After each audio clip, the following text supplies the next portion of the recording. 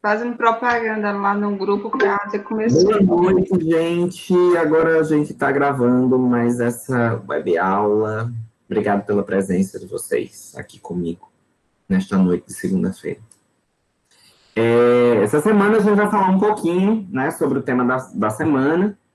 Né, eu vou projetar aqui umas ideias, alguns recortes também dessa aula, algumas indicações, exemplos, sugestões, né, sempre pensando, né, em formas de fazer esses assuntos se relacionarem à prática da sala de aula, até porque vocês já estão inseridos em estágio, né, e daqui a pouco vocês vão também passar pela experiência do planejamento de aulas, e como a gente já vem desde o início dessa disciplina, a ideia é realmente pensar em como levar esses conceitos que a gente trabalha na disciplina para a prática da sala de aula, né? É uma forma de fazer com que esses conceitos e esses recortes teóricos da disciplina de metodologia do ensino de língua portuguesa esteja presente no material didático, esteja presente na postura docente de vocês, tá bom? Então, deixa eu botar aqui minha tela.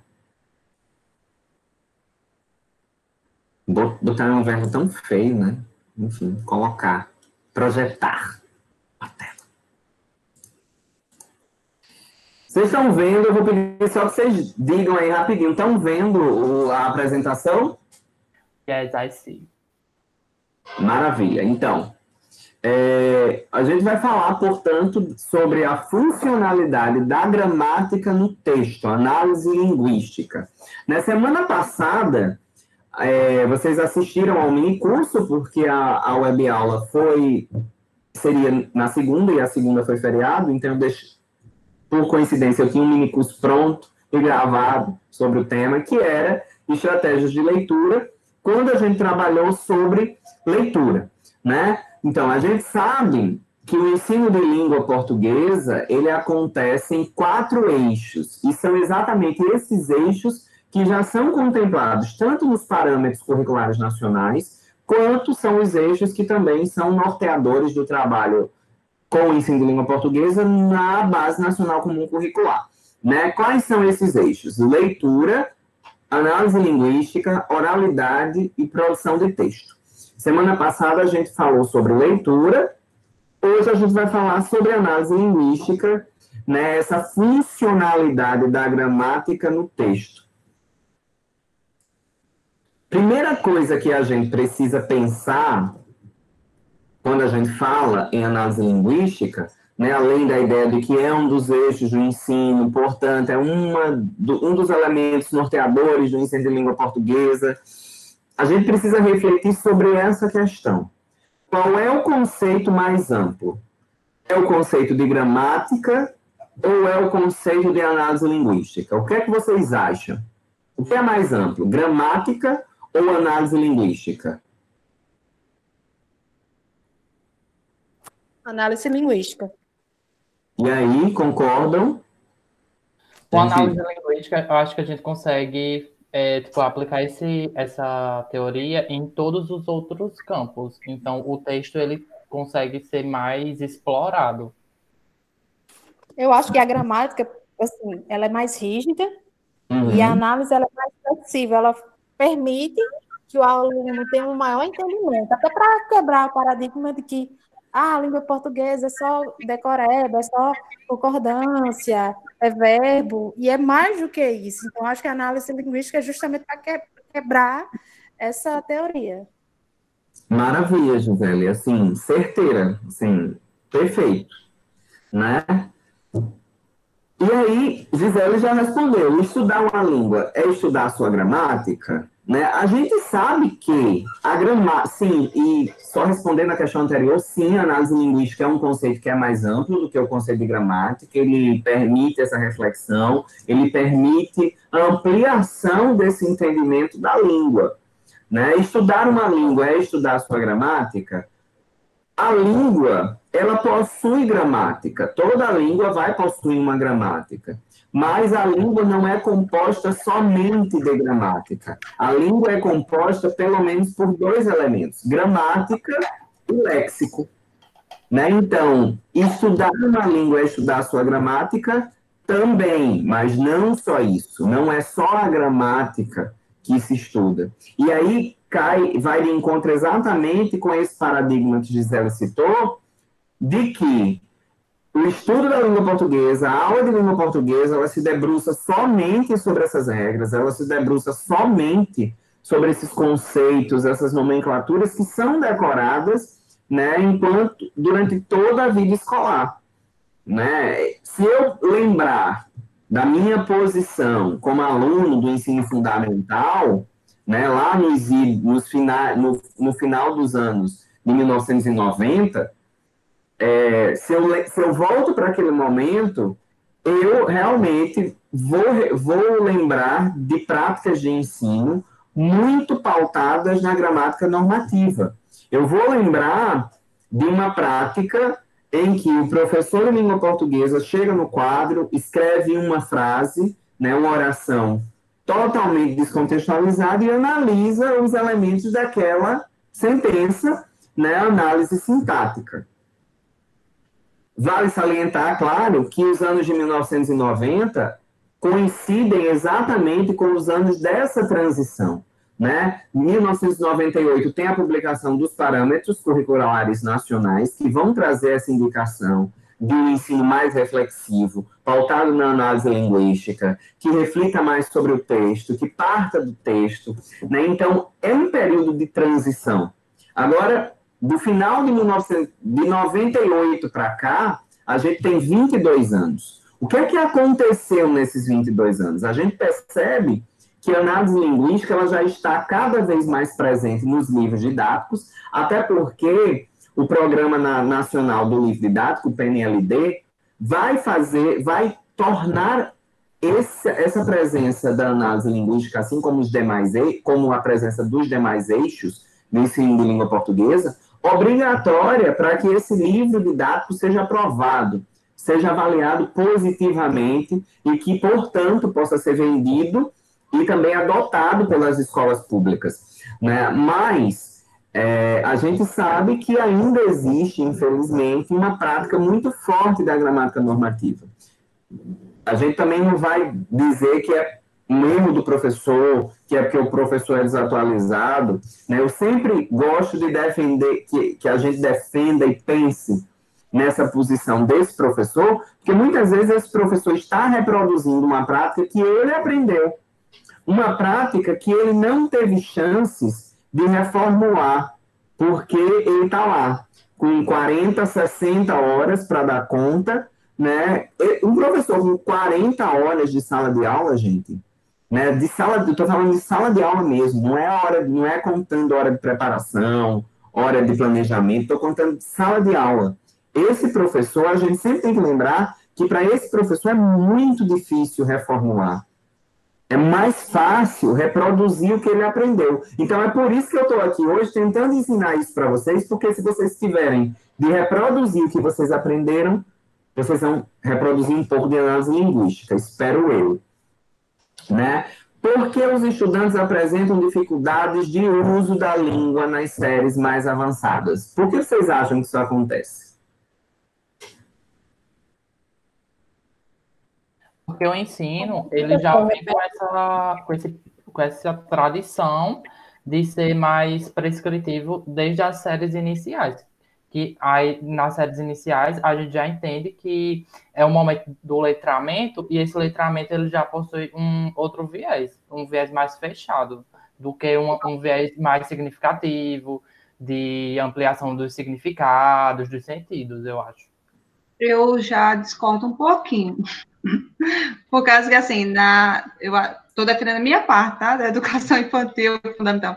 Eu acho que essa parte é contextualizada e tal, só que quando chega no fundamental, há uma dificuldade dos professores de contextualizar a temática, o que está sendo trabalhado com a realidade, porque realmente é muito trabalhoso trabalhar com adolescente, principalmente você pegar um 6º ano. Tem um ditado, se você sobreviver um 6º ano, você é um excelente professor.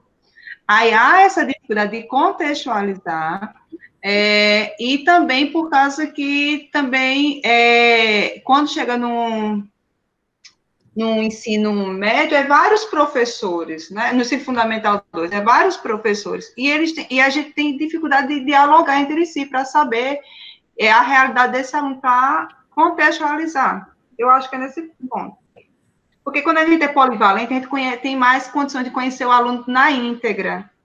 Aí, quando chega na específica, você tem mais dificuldade, porque tem uma demanda muito grande. Imagina, você sai do sexto, vai para o sétimo, vai para o oitavo, aí vai para o nono, aí depois você não vai saber quem é fulaninho, quem é ciclaninho, quem é ciclaninho. Lá no Fundamental 1, você sabe de quem é fulaninho, onde ele mora, quem é a mãe, qual é a realidade social.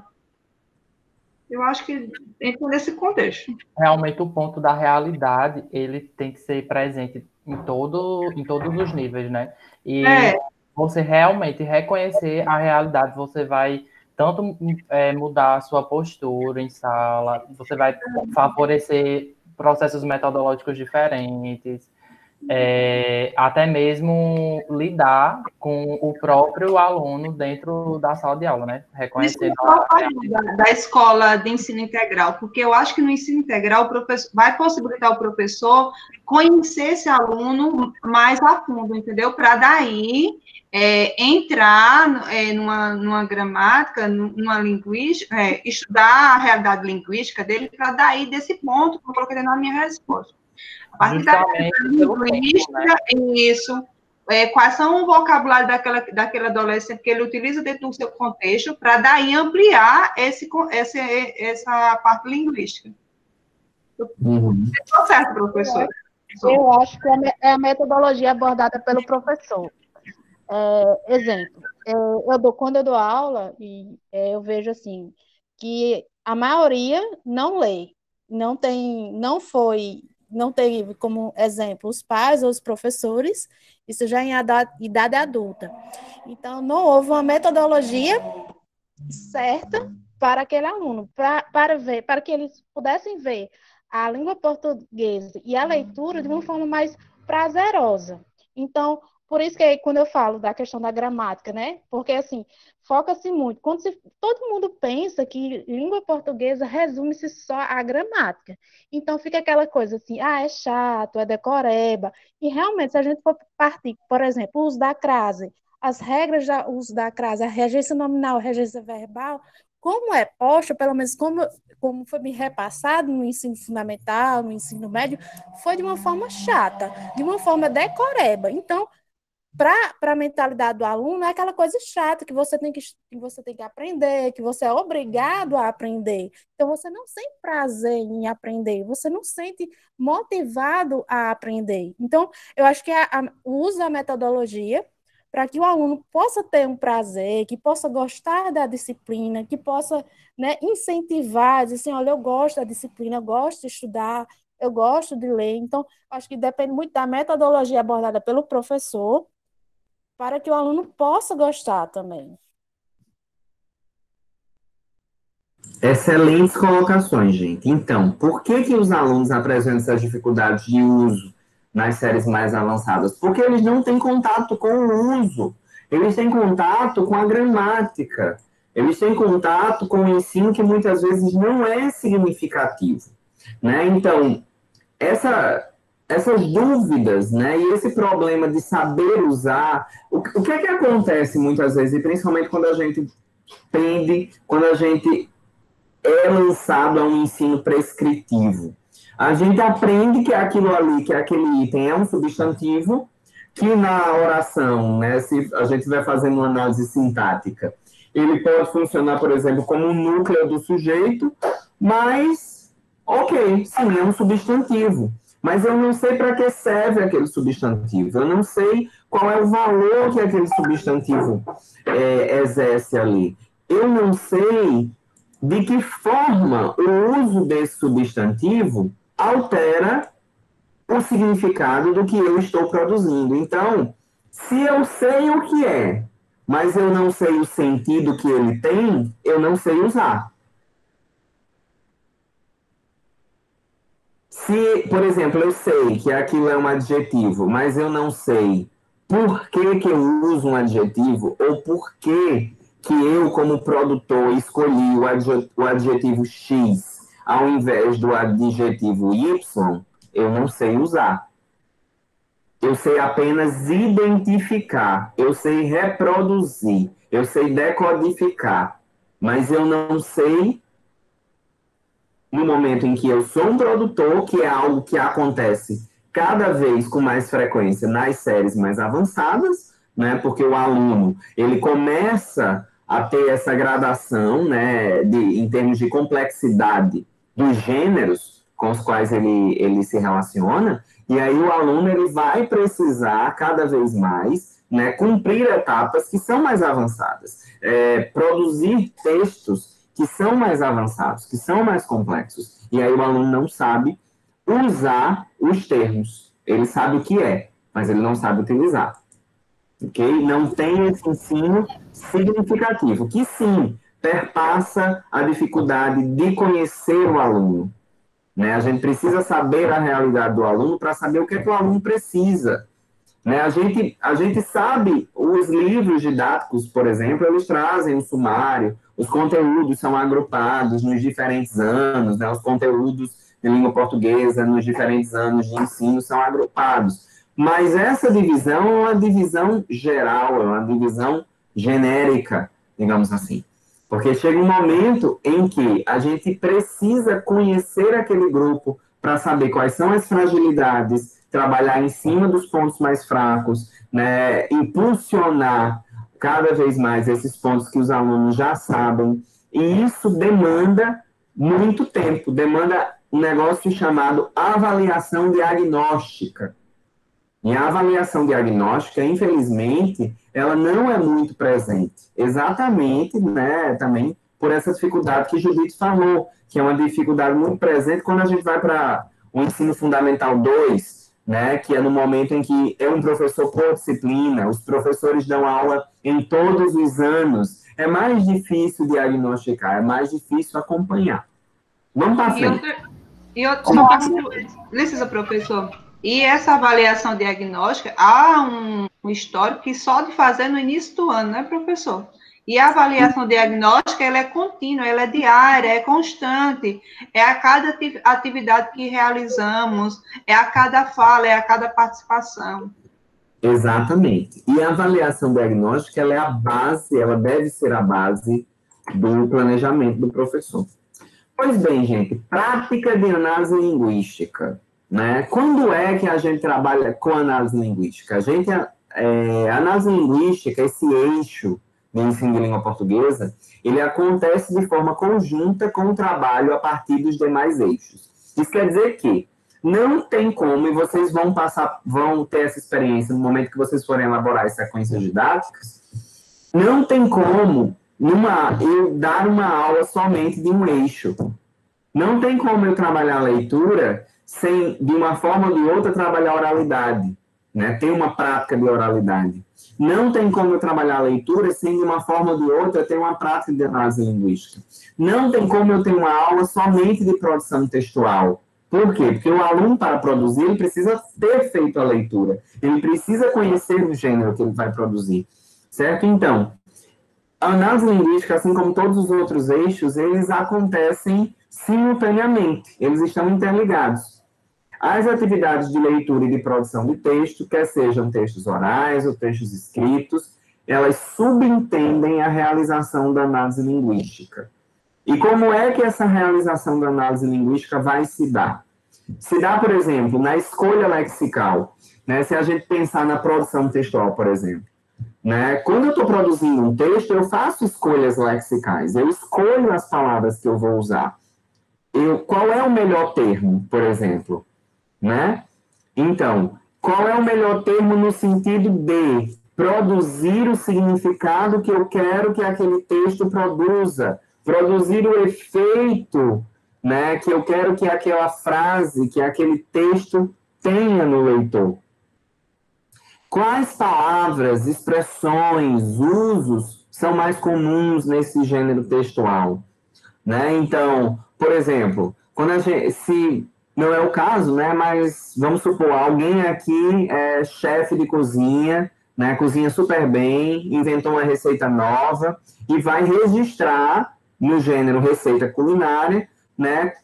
Essa novidade que criou, né? Então, conhecendo o gênero, eu vou lá, separo os ingredientes, as quantidades, e depois eu vou descrever o passo a passo. Então, quais são as palavras, quais são as expressões que vão ser comuns a esse gênero que eu estou produzindo? Né? Eu vou adotar, né? Eu não vou adotar uma palavra do tipo, deixa eu pensar aqui, um verbo que vai aparecer, adicione, coloque sal. Eu não vou, eu vou dizer adicione pimenta a gosto, mas a probabilidade de você ver o verbo adicione na descrição dessa receita, no modo de preparo da receita, é enorme, porque adicionar, por exemplo, é um verbo muito presente no gênero receita culinária. Mas você vai ver a palavra deposite pimenta a gosto? Não vai, dificilmente, porque já é uma palavra, é uma escolha lexical, é uma palavra que não está muito presente, que não é recorrente nesse gênero, que não é comum a este gênero. Elas têm um sentido muito semelhante, mas da mesma forma que eu vou dizer, Gisele quer que eu compre algo para ela aqui em João Pessoa e mande pelos correios. Eu dificilmente vou dizer, Gisele, adicione o dinheiro à minha conta. Eu vou dizer, Gisele, deposite o dinheiro na minha conta. Vocês estão percebendo que a gente, a depender dos contextos, a depender do gênero, da situação, a gente faz escolhas lexicais e essas escolhas são movidas, muitas vezes, pela recorrência dos termos, pelo sentido e pelo uso dos termos dentro daquele gênero. Uma outra pergunta que está presente na análise linguística é qual é o efeito de sentido de uma determinada palavra, ou de uma expressão, ou de uma vírgula, até. Né? Então, para que a gente olhar para esses elementos é fazer análise linguística. Né? Então, o que é mais significativo? Decorar quando eu uso vírgula ou refletir sobre o que aquela vírgula ali causa. Ok? Então, por exemplo, quando eu falo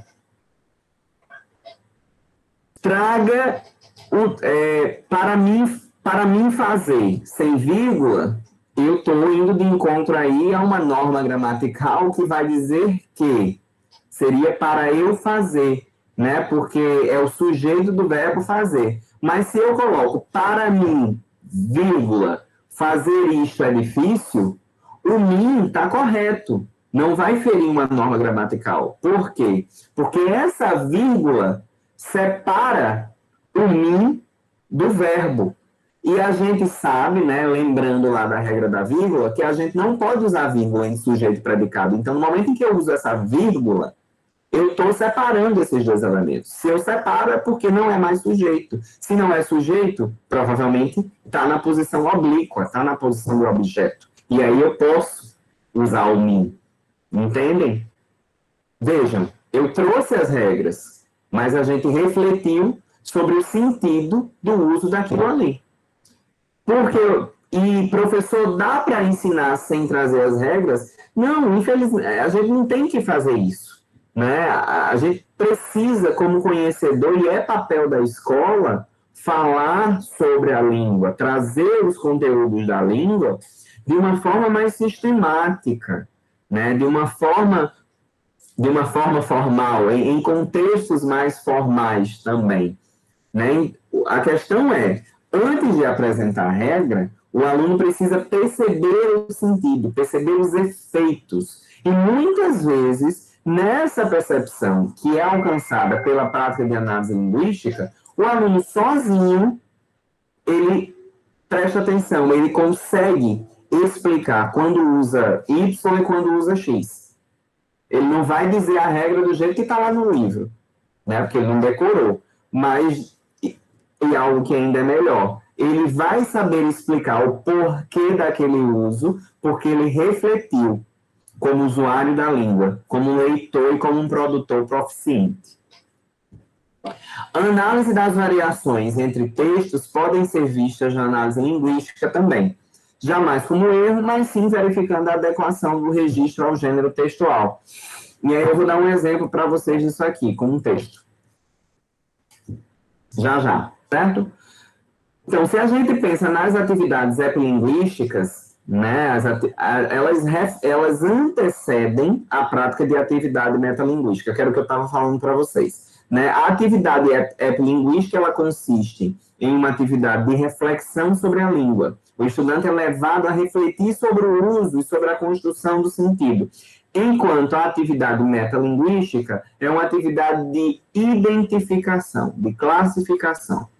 Certo? É no momento em que eu dou nome àquele uso, eu dou nome àquele termo, eu classifico. Mas antes de identificar e de classificar, eu refleti sobre. Eu percebi a construção do sentido no texto. As atividades epilinguísticas permitem que os alunos conheçam os usos antes mesmo de saber a nomenclatura, pois no texto, que é a realização da língua, né? O texto é o lugar em que a língua se realiza. A língua não acontece em frases isoladas, em orações isoladas. A língua se realiza no momento em que o texto se constrói. É a partir do uso que os alunos compreendem e constroem o gênero. Né? Fazendo todas essas escolhas que eu estava falando, como aquele exemplo, de depositar e adicionar. Né? Escolha lexical. Escolha de um verbo em detrimento de outro. Verbos que têm sentidos muito parecidos. Mas que no momento em que eu reflito sobre a língua, reflito sobre como um determinado gênero se constrói, eu sei se adicionar vai ser mais adequado do que depositar.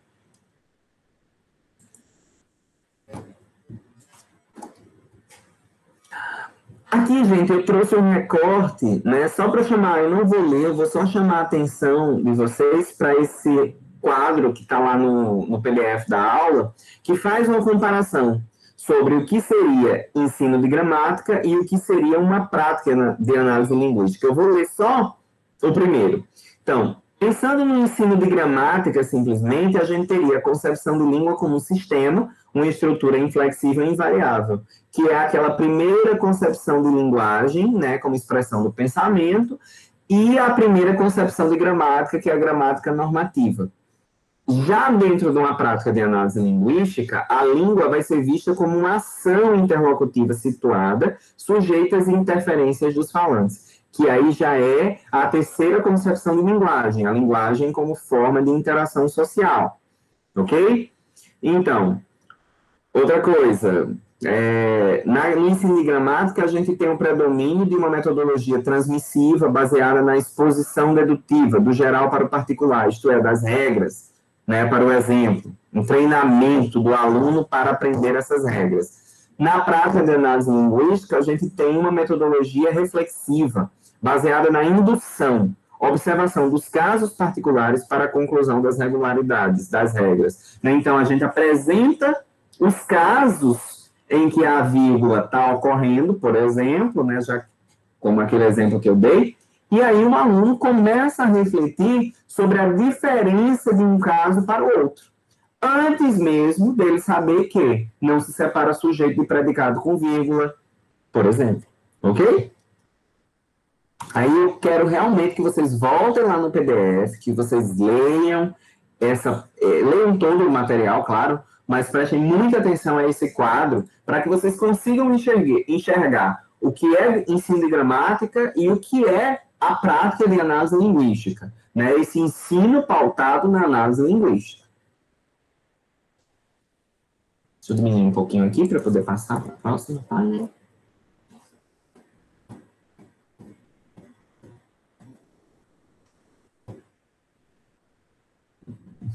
Vai.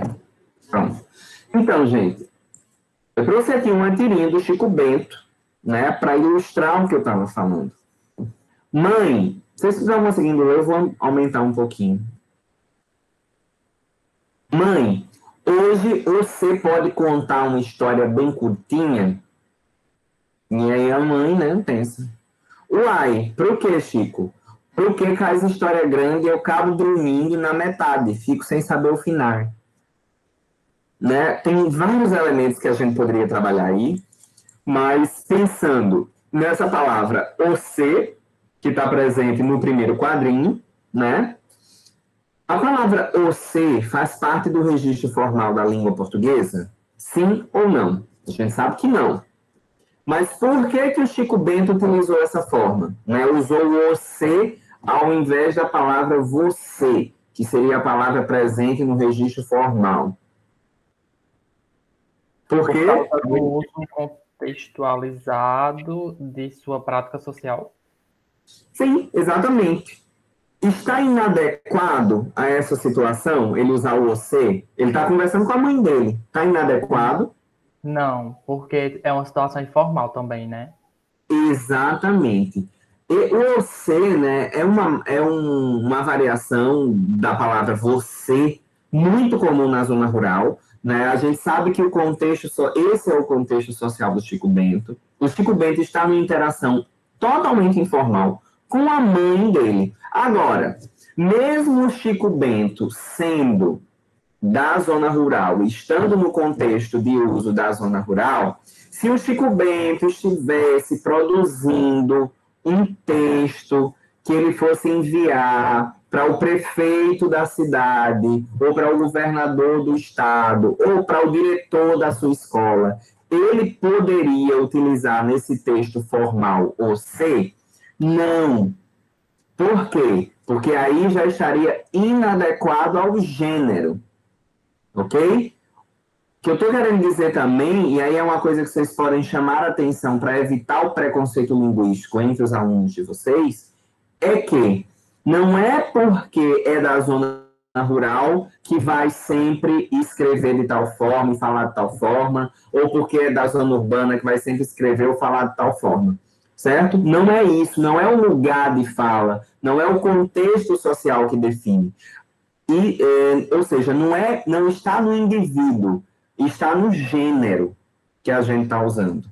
Ok? A partir do gênero textual, eu preciso fazer minhas escolhas e a partir do gênero, conhecendo o gênero, eu vou saber se é um gênero mais formal, menos formal, se eu posso utilizar um registro que esteja fora da norma padrão, se por ser um gênero formal eu realmente preciso estar atento a essa norma padrão.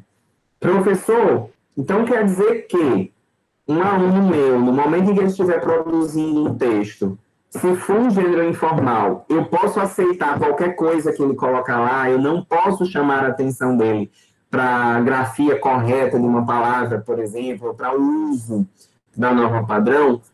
Pode sim e deve. A questão é como você vai fazer isso. Não chama de erro, chama de inadequação, se tiver inadequado ao gênero, e mesmo que o gênero permita, chama para uma reflexão. Olha, gente, essa palavra no registro padrão da língua ela é dessa forma, no registro, na variação, ela é desta outra forma.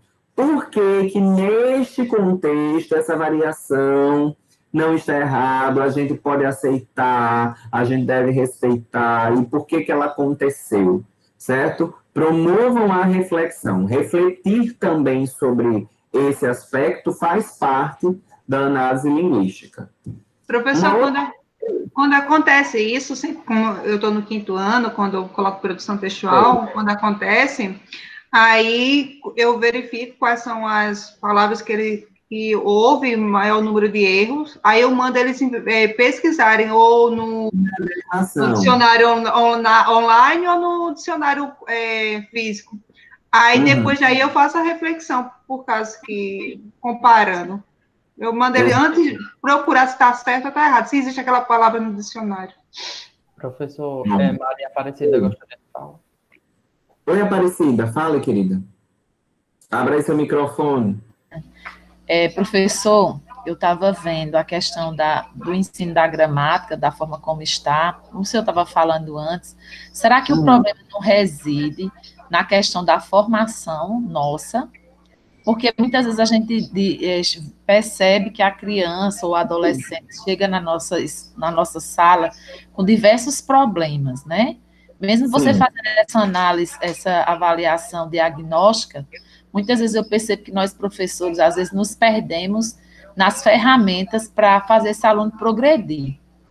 E eu nunca esqueço de um curso que eu fiz logo quando eu entrei no IF com vocês, sobre gramática, que eu me encantei da forma como você fala, né, sobre o assunto, da gente saber o porquê, qual é a função daquele termo, qual é a função daquele sintagma na frase, no contexto. E aí eu fiquei a pensar, enquanto professora, né, até que ponto eu estou preparada para fazer esse ensino progredir, esse aluno progredir, né? Porque eu mesma me sinto limitada nesse aspecto. Aí fiquei a pensar, será que a nossa formação também, não incide nesse insucesso, não é? Sim, com certeza. E veja, hoje, vocês que estão fazendo letras hoje, vocês têm essa disciplina chamada Metodologia do Ensino de Língua Portuguesa, na qual eu tento melhorar um pouquinho essa bagagem de vocês, refletir um pouquinho sobre como fazer essa prática de ensino. Eu, quando fiz letras, de 2006 a 2009, eu não tive essa disciplina no currículo, né? Então, a gente percebe que realmente tem essa lacuna. Os próprios currículos, a lacuna, gente, não estava só no ensino fundamental e no ensino médio, e com o lançamento dos PCNs em 98, a coisa começou a apontar para uma modificação, para um ensino pautado no texto, no gênero textual mais reflexivo. Também os currículos, né? Porque a gente não pode esquecer que quem forma aquele professor que vai atuar na base é o curso superior, né? Então tá interligado. A gente não pode dissociar. E eu inclusive tenho, né?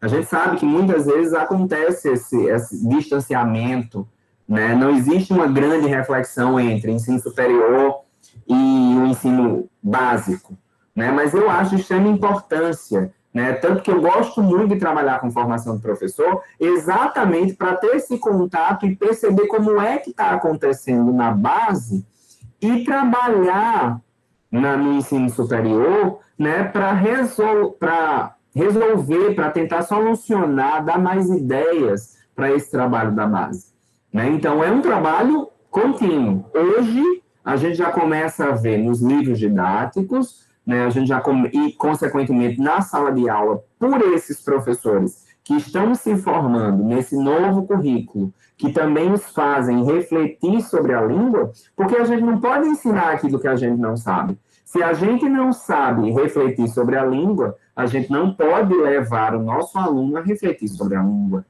né? Então, acontece aquilo que eu falei logo no início.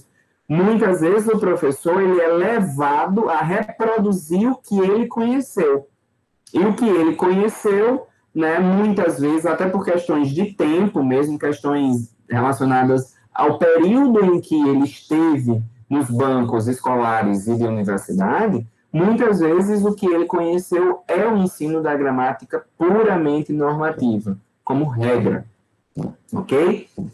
E eu acho interessante, professor, só um minutinho para liberar.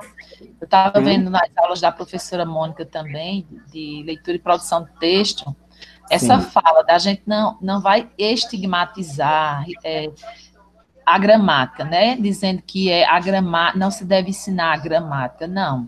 A gente tem que procurar meios para que ensine essa gramática contextualizada, como no próprio texto dessa semana diz, né? Como é que eu vou fazer essa análise da gramática ela em uso? Eu tenho que entender que a língua ela é interação. Eu preciso dos interlocutores e que tem sentido, e que surgem de discursos vivos, né?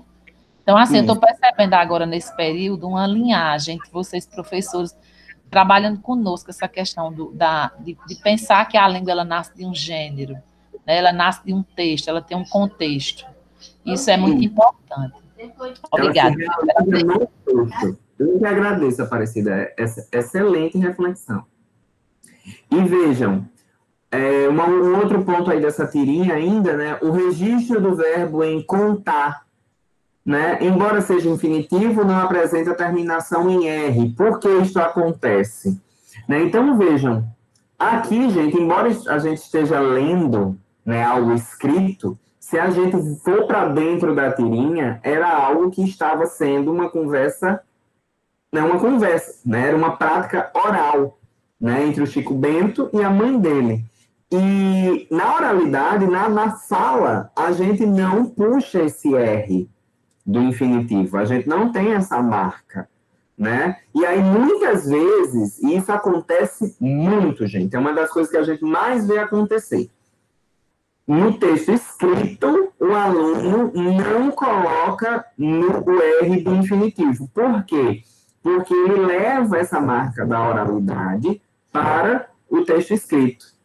E aí, mais um momento de reflexão, mais um momento de análise linguística. Analisar como, né, existe essa diferença entre o registro oral e o registro escrito. Um tem mais valor que o outro? Não, eles são diferentes. E isso também é análise linguística. Porque a gente compreender esses limites e a gente trabalhar essas interferências. Porque até em um texto informal, lembrando, aqui a gente está lendo, a gente vê escrito, mas entre os personagens é uma prática oral, ok? Então, mesmo em textos informais escritos, é interessante que o infinitivo seja marcado com R, né? Um dos problemas mais recorrentes que a gente mais vê acontecer em textos, né, é estar e estar, né? É o infinitivo do verbo estar e o estar, né, conjugado, né? E aí é algo também muito importante para ser levado à reflexão. A análise diagnóstica, inclusive, ela pode surgir de textos produzidos pelos próprios alunos. E aí a gente vai identificar, e faz parte do trabalho Consequências Didáticas, a identificação desses pontos fracos, né, que eu vou elaborar as minhas aulas com base a solucionar, a fazer a intervenção nesses pontos de maior fragilidade e que acabam refletindo na forma como o aluno produz o gênero. Ok? Ô, professor, também acredito que o ensino da oralidade propriamente dita também seja um dos déficits também, né? Porque, por exemplo, na BNCC a gente tem a presença do eixo de oralidade, mas no ensino regular pouco é visto. Quando é visto. Exatamente, porque existe a dificuldade de saber como trabalhar o oral. É verdade. A gente tem uma recorrência de trabalhar a oralidade é mandar o aluno ler em voz alta.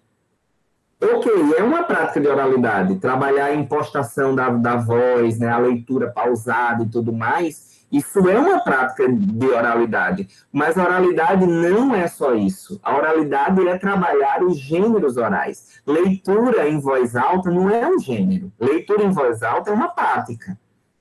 O que é um gênero oral? Um gênero oral é um debate, por exemplo, né, um seminário. Então, já ideias para as sequências didáticas. Quem for aula.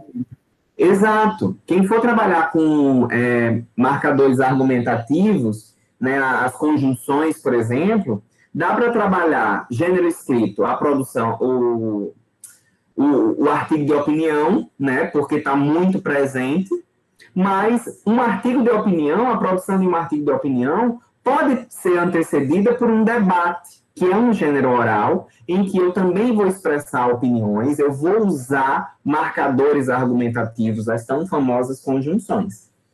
Ok? Gente, só para encerrar, para não me alongar tanto por causa da gravação, a gente conversou muito, aqui a aula rendeu bastante, né? Sugestões de trabalho com análise linguística. Então, professor, né, eu lá na minha prática, como é que eu trabalho com análise linguística? Trabalhar com diferentes gêneros textuais, orais escritos, com diferentes graus de formalidade.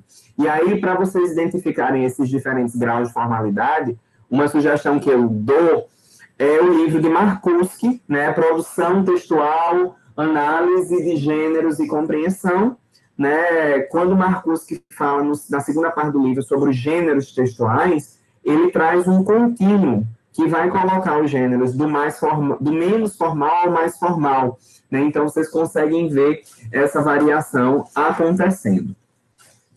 Gente, se eu só posicionar um objeto aqui, porque o gato vai pular em cima da mesa. Ok.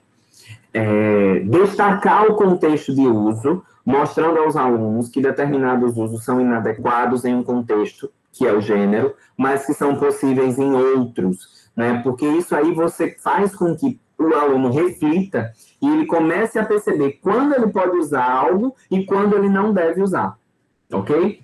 Não pedir que o aluno reescreva, passando para a norma culta, os textos que apresentem variação linguística, pois isso é tomar como erro qualquer tipo de variação. A pior coisa que alguém pode fazer, e que a gente já viu, e que a gente vê acontecer em alguns momentos, é pegar um poema de cordel, pegar um cordel e mandar o aluno passar para a norma culta. Gente, nunca façam isso, pelo amor de Deus.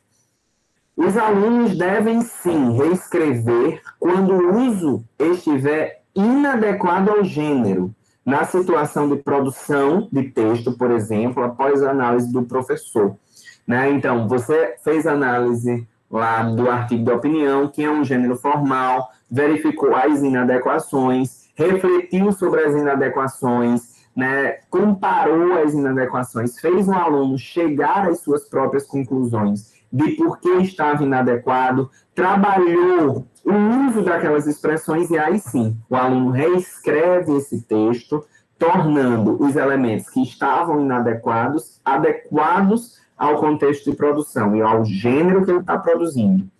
Desde a atividade de leitura, a análise linguística já deve estar presente, pois também é chave para a compreensão do gênero textual. O processo de análise linguística pode estar presente na realização da predição e no trabalho com a seleção de ideias, né? Então, por exemplo, no momento em que eu me deparo com determinados elementos que estão abrindo o texto, né, elementos linguísticos, itens linguísticos, eu já consigo fazer uma análise sobre o que vai estar presente naquele texto, porque a estrutura, se a gente pensar no gênero discursivo para Bakhtin, a gente vai entrar em contato com a estrutura composicional do gênero. E o gênero é composto por elementos linguísticos, né? Então, analisar os termos, né, os elementos, as construções que compõem o gênero faz parte de um trabalho com análise linguística. Analisar uma receita de culinária e perceber que o verbo adicionar é mais recorrente e é mais adequado em termos de recorrência mesmo desse verbo nos textos receita culinária, do que o verbo depositar, é análise linguística, ok? Pautada no gênero.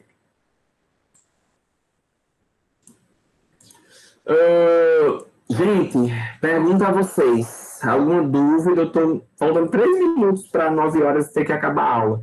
Alguma dúvida, alguma questão? Vocês colocaram aqui algumas coisas no chat, a Aparecida conseguiu falar, né? Eu não consigo ver o chat realmente. Obrigado, Ítalo, por esse auxílio, viu? Professor, só esclarecendo uma dúvida.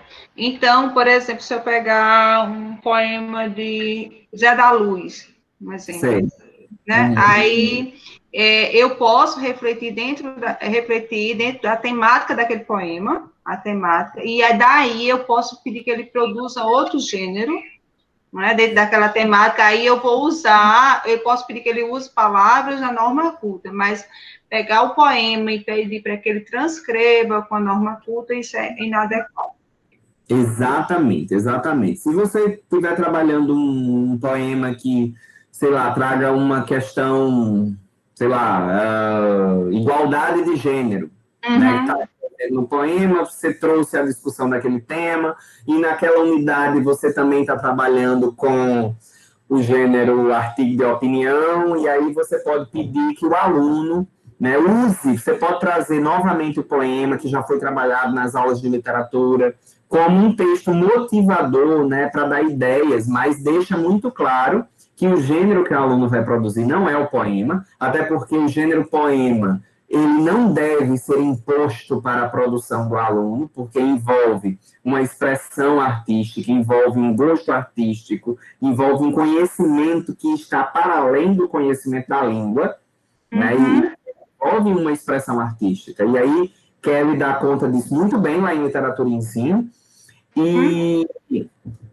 mas você traz esse outro gênero que você também trabalhou, destaca, né? E o aluno ele vai ser levado dentro dessa aula, né? Tanto no momento em que ele está lendo o poema e está entrando em contato com esse gênero, com o contexto de produção dele, com quem é o produtor, e também no momento em que ele entra em contato com o artigo de opinião, para perceber que o artigo de opinião vai ter uma outra estrutura, vai ter um outro grau de formalidade linguística.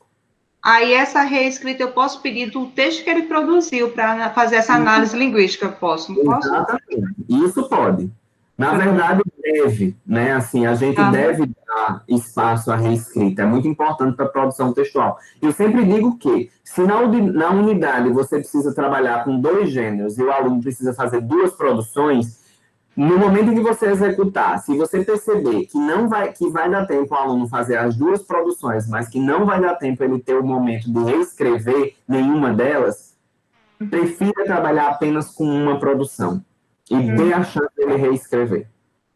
Ô, professor, os gêneros secundários, pelo aluno ele já ter uma aproximação, por eles serem do dia a dia, por eles serem instantâneos, ele também parte de uma prática docente rápida, né? Os primários, você quer dizer, né? Isso, primários, porque os secundários são os formais, né? Sim. Exato. Até porque os primários, muitas vezes, eles aparecem dentro dos secundários, e aí a gente tem chance de trabalhar. E a gente pode usar a compreensão dos gêneros primários para fazer essa comparação, né, linguística mesmo, de usos entre um gênero primário e um gênero secundário.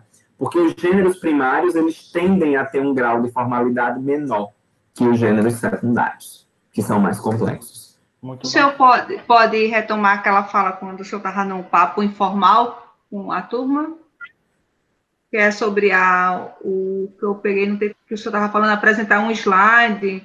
Sim, sim. Isso aí é sobre a atividade que vai ser equivalente à nota presencial, né? Mas em breve eu vou explicar bem direitinho para vocês. Eu vou disponibilizar o passo a passo e tudo mais. A gente tem tempo ainda, porque a avaliação de MELP, né, só no início de novembro.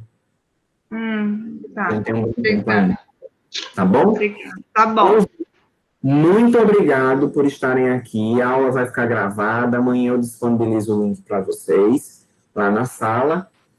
Tá bom? Hoje a discussão rendeu bastante. Eu gostei muito, estou bem satisfeito. Vocês estão muito antenados. Não deixem de ler os materiais. Judite, melhoras. E a Obrigada. gente semana que vem, tá bom? Nesse mesmo horário. Um abraço para vocês. Uma boa noite. Fiquem bem. Tchau, pessoal. Paz e bem para todos. Tchau. Tchau.